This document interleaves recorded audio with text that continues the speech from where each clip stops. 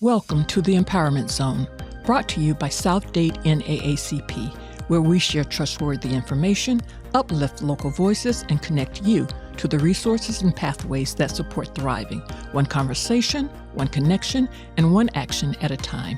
It is where South Miami-Dade listens, learns, and leads. Hello and welcome to our next edition of the Empowerment Zone. And my name is Harold Ford. I'm your host. And today we have a very special guest, representative of the state of Florida, and one who's going around and making a whole lot of noise to make a difference. Welcome, Representative Angie to our show. Hey, I'm so happy to be here with you all today. And thank you. But first and foremost, as we get ready to get started, I want you to introduce yourself to the family. Who is Angela or Angie Nixon? Yeah, I like to go by Angie. So I am a lifelong Floridian, born and raised in Jacksonville, Florida. I'm the daughter of an Army veteran. I am a wife, a mother of 5. Me and my husband have a blended family. Okay. And I have been a community organizer, a union organizer. Ron DeSantis banned books. I opened up a banned bookstore. And I've had the honor and privilege to serve as a state lawmaker for the past 6 years in one of the most hostile work environments, which is the Florida Legislature. And while there, I've been able to get policies across the finish line, working to expand access to early childhood education in low income and working class communities. I've also been able to stop price gouging from happening. Previously, before I became a state rep, I actually was also instrumental. I was a statewide organizer working on the Fight for 15, in which we were able to increase the minimum wage to $15 an hour. It's set to hit 15 by September of this year. I also worked on Amendment 4, automatic rights restoration. And I'm just really rooted in community here in the state of Florida. And I decided to run for United States Senate because I believe that the government should work for everyone. And right now, that is not the case. We have folks in Washington like Ashley Moody who are more concerned with their campaign donors and their billionaire friends and families than they are with actually lowering the cost and ensuring people can just afford to be alive here in this state. And so I am fighting for everyday people because we need to send people to Washington, D.C. with a backbone. Okay, and you kind of got into my part of my first question, which was what motivated you to run for U.S. Senate, but also we want to know, why do you believe this is the right moment for your campaign and for Florida? This is the right moment for the campaign and for Florida because it's just the right moment to send bold leaders to DC because we're boldly being attacked right now. Amen. And we can't continue to send people who are only going to send strongly worded emails or only make great speeches, right? Like we need folks who are willing to get loud and push back and just say no. They are literally violating the law. Donald Trump has called for the assassination of sitting Congress members. He's threatened Supreme Court justices, and we can't send status quo, quiet, timid leadership to DC. I'm the only candidate in this race, in the primary and the general, that has been willing to push back against Trump 24/7, 365 days a year, not just one moment a few years ago. I've been fighting against him and the Republicans' attacks on our communities for nearly 2 decades. Amen. Amen. Seems like you're not looking for likes and clicks. You're throwing stones and bricks. I see you. I see you. I'm gonna have to use that. But you often speak about Florida's affordability crisis. And what are the first 3 actions you would take in the Senate to help working families struggling with housing, insurance, childcare, and everyday costs? Number 1, medical debt is a leading cause of bankruptcy. There are literally people going bankrupt because they're trying to stay alive. And I would, number 1, file legislation to extend the ACA subsidies, which Ashley Moody voted against. And help drive down those premium costs for health insurance, because when she voted to end the ACA subsidies, nearly over 200,000 people fell off the healthcare rolls here in our state of Florida. And it also drove up private insurance premiums. And so Wow. wanting to do that and then making a hardcore push towards Medicare for all. Also, we need to take control of the purse strings again as United States senators and Congress people. They allowed Donald Trump to circumvent and usurp power Mm-hmm. and implement those tariffs, which basically are just working family taxes. And so we need to repeal those, right? And making Mm-hmm. sure that the cost of groceries and things like that go down. And it would also actually help more folks get employed again, because after the tariffs were enacted, warehousing and transportation jobs were lost, particularly within the Black community. That Mm-hmm. contributed to the nearly 800,000 Black Black Americans that lost their jobs. Mm-hmm. We also need to we need to freeze the rent right now. We should not allow any increases in rent at this time, or at least to go above 10%. And the Mm-hmm. reason for that is because here in the state of Florida, we are 18% over the national average for That's right. renters, and Mm. over 300% the national average for property insurance, which is one of Wow. the reasons why I feel like we need to have federal, state, and local, um, just like locally working together as far as the government, so that we can really push the state to fully fund a public option for insurance. Because why are we allowing insurance companies to make money off denying our claims, and instead of allowing that money, the profits, to go to a shareholder based off like the Mm-hmm. premiums and things like that, that money can go towards like a catastrophe fund in case we need to tap into it if there was a huge natural disaster. Amen. Amen. And thank you. Thank you. Thank you. Former community organizer and current state representative, how have those experiences shaped your approach to public service and advocacy? For sure. So I consider myself still a community organizer, working actively in the community, and that's how I approach lawmaking. I make sure that I go and talk to people, and that hardworking everyday folks get to inform the type of laws that I craft, the legislation that I Mm-hmm. craft. I believe that hardworking everyday people should get to shape what their communities look like and what their economies look like. And right Mm-hmm. now, that's not the case. The people that are shaping what our communities and economies look like are the billionaire class and these corrupt corporation executives. And they Mm-hmm. are the ones who are padding the campaign coffers of the Ashley Moody's, of the Donald Trumps, and they're determining the trajectory of our country. They're the Right. reason why Ashley Moody voted against extending the ACA subsidies, because it made these health insurance companies richer, right? Our Mm-hmm. premiums were jacked up and things like that. And if we really want to see transformative change here in our state and in our country, we have to elect more everyday people, like your Mm-hmm. construction workers, your school bus drivers, your nurses, your teachers, your custodians, your fast food restaurant workers, your professors, all of those types of folks, not just this billionaire class, not just these attorneys who work for Mm-hmm. these insurance companies. I'm literally speaking from experience. The Right. man in the state senate, who was a state rep at the time,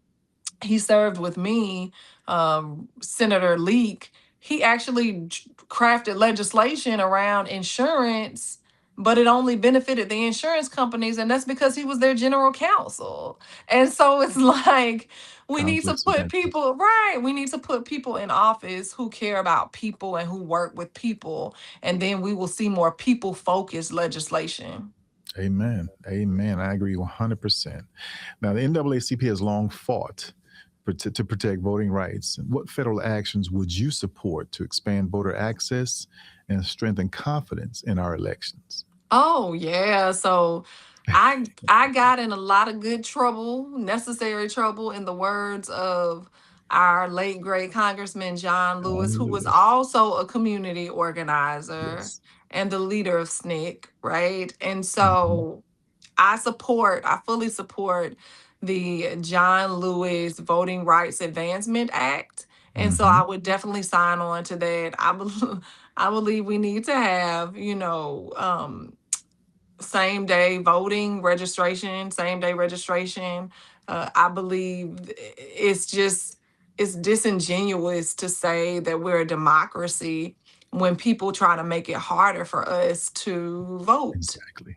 I Exactly. literally was arrested because I wanted to have a conversation with Ron DeSantis after he decided to pass illegal and unconstitutional legislation that drew maps that not allow Hmm. that didn't allow for people to choose their representatives but allow Right. for politicians to choose their voters. And so Gotcha. I'm nothing short of consistent in my advocacy for voting rights. Amen. And I just let's also add making Election Day actually a national holiday. Yeah, that People would to be take off from work. amazing. Yes, take off for So, work to go vote. Yeah, a lot of people exactly. are so busy and we need to make it a holiday. You are exactly right. Yes, yes. So now many South Florida residents are concerned about affordable housing and displacement. What policies do you believe can help people remain in the communities they have helped build? Yeah, so number one, we need to make sure that Senator Warnock passed legislation in regards to private equity firms, but it didn't go far enough for me. I Hmm. don't believe private equity firms should be able to own homes, period. So there needs to be like a total ban on them purchasing homes, period, Agreed. single family homes. Senator Warnock passed legislation they can still purchase, but not after so many. And so I say they can't purchase at all. At all. Right. Um, and I believe we need to put a cap on how many homes that investors can purchase. Hmm. Like single families Correct. should have access to purchase single family homes, not just Right. investors, not just private equity firms. And so that's what I would push. Also, again, I stated earlier, right now, just putting a moratorium on, I would say, evictions for about a year right now, especially as all these rising costs and everything, but also Hmm. capping rent stabilization would be something critical. That is needed. And then I am proof positive of what happens when you invest in good policies when government does it right. I was a Hmm. single mom for 12 years and did everything right. Got a good job. I mean, got a job, graduated from college. Though my Hmm. job, I was working for the state of Florida. I was only getting paid like $28,000 a year. I worked for a state representative at the time. And Okay. they just actually increased their salary to like around 36, which still isn't any better. And this was around 2009. And so I was able to, because of community development block grants that started at the federal level, that trickled down to the state level, that trickled down to the local level, I was able to uh, go into a first time home buyer program and get down Mm. payment assistance and closing cost Okay. Okay. be through the federal government. That program was cut. Some the funding was cut. A lot of the funding was cut when Trump passed his big BS bill. Like we got to say, it's BS. It's not. Mr. Ford is not beautiful. It I is a agree. big BS bill. And I when he agree. passed that bill, he cut a lot of those programs. And Gotcha. I like that's generational wealth that I was able to build for my daughter Hmm. after, even being a single mom with a Hmm. job that wasn't necessarily good paying, but it was a job that I got after college. And so we Exactly. need more programs like that. And we need to start really working to invest in small business owners, and not these big businesses. I believe there needs to be more access to capital, more Hmm. access to zero interest loans, right? The Hmm. small business development centers, the SBAs and everything, they need to be more aggressive about going into Black communities, Latino communities, low income communities, and helping people out. Oftentimes we start businesses out of desperation and need, and we don't start it correctly. Hmm. We don't put That's everything we correct. need in place. We don't have a tax preparer or accountant the way in which we should. We did not like Correct. Correct. we didn't do it the right way. And I'm Right. speaking from existence, being a business owner. Like I was like I need to go on my own, and like even my husband. And so now we are like we have everything the right way. But it's like a Right. lot of people get caught up and tied up, and then that causes them to not be able to gain access to capital from some of these banks and that type of stuff. So we need more education, but we also need more access to funding. And I would also say like um we need to make sure that these federal contracts, there are minority set asides. And so that means repealing a lot of the anti-DEI policies that Donald Trump passed that actually originated here in Mm. Florida, because we are ground zero and the petri dish for bad legislation and policies. Wow. And so, yeah, that's what I would say we need to do for sure. Amen. Amen. And see, even when we're talking about affordable housing, I've been actually encouraging our elected officials to consider the affordable home ownership piece of that. Because Mhm. again, if we don't own, we don't have that foundation to build That generational wealth. part.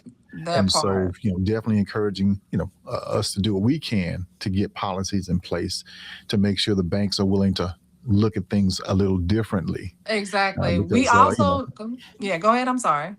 because again, we're still dealing with the issues of redlining. We're still dealing with some of the other Yes. issues that are, and again, that's federal Yep. law that Yep. needs to be repealed so that we can make sure the banks aren't following those necessary guidelines or directions. Exactly. We also need more public housing, but it needs to be massively reformed.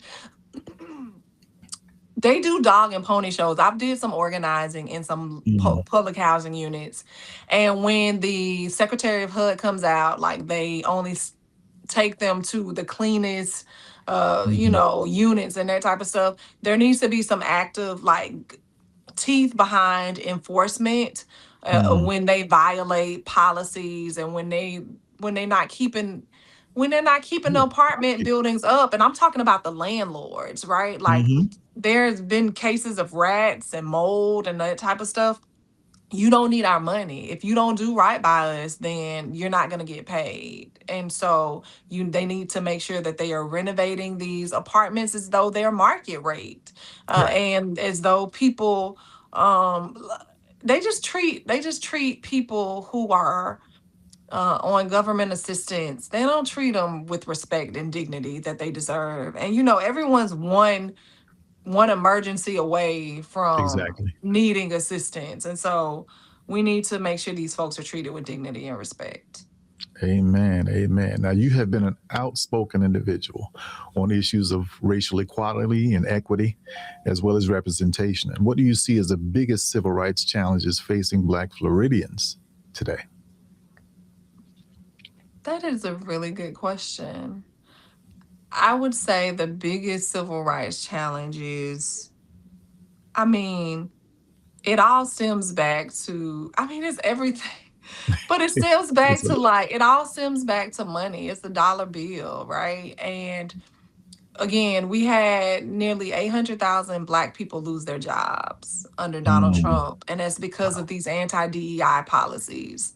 And these anti DEI policies are basically allowing companies to discriminate against us. People are more likely now to get away with housing discrimination, hiring discrimination, Hmm. and all the things. And like that's one of the main issues that we're seeing. And then I think it's also important to highlight that the weaponization of ICE is a problem. Mm, mm, And I've been seeing videos of what's going on in Miami-Dade, where they are policing highly, you know, highly populated Haitian communities Mm-hmm. and profiling people. Yes. And Yes. we're Black. They gonna profile us too. They can't Sooner or later. tell the difference between a, a an African American or, you know, a Black American that is a descendant of slaves here in this country, or someone from Jamaica or Nigeria. Mm-hmm. Like they are going to racially profile us, and they are going to escalate things, and they are going to shoot and kill us, and they are going to get away with it unless we send people like me to Washington D.C. who are going to scrutinize and Mm-hmm. launch investigations to go after bad actors, to arrest them and to put them in jail, and to call for an end and an abolishment of ICE. We don't need ICE. That's right. ICE came about after the towers went down, after Correct. September 11th. Mm-hmm. And it came about to evoke fear and to target and to profile the Muslim community. It is now Mm-hmm. morphed into this agency that goes after immigrants, that Right. demonizes immigrants. And Donald Trump and Ron DeSantis said that they were only going after the criminals, the criminal immigrants. And they've been Correct. going after people that work at their workplace, right? Mm-hmm. At construction Yeah. sites, Showing to their healthcare, court date. and yeah, and restaurants and hotels where people are working and where some people are documented. A lot of the folks are documented. Mm-hmm. And I think it's important to know that this is not even about mass deportation. This is about mass detention because it's profitable. Like Yes. Yes.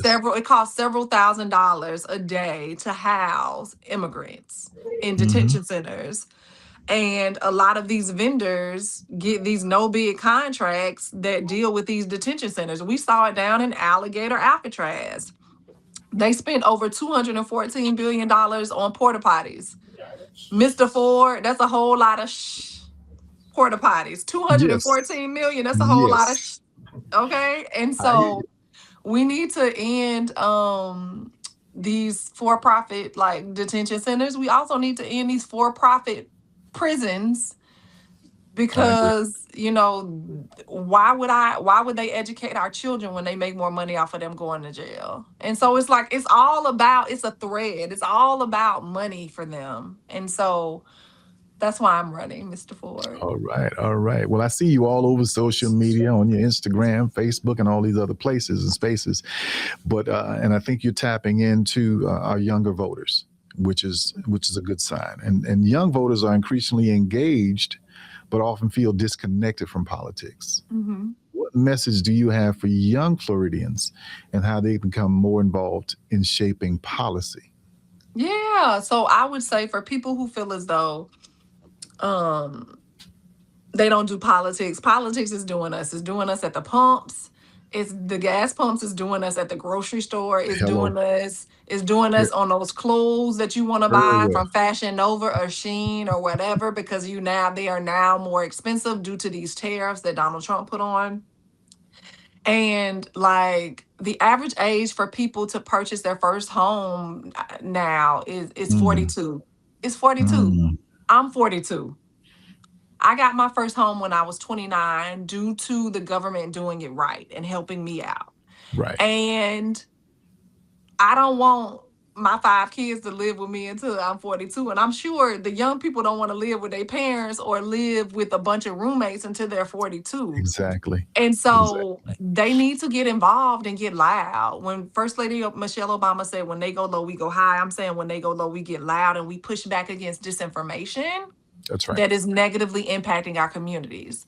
We also need to join organizations like the NAACP, right? Like the Dream Defenders, like the Florida Risings, all these groups that are on the ground, Faith in Florida, that are doing the work, Florida Immigrant Coalition, that are doing the work. And we have to organize. The only way we're going to get out of this mess is by leaning into community Hmm. and organizing and voting for people who come out of our communities, who care about our communities.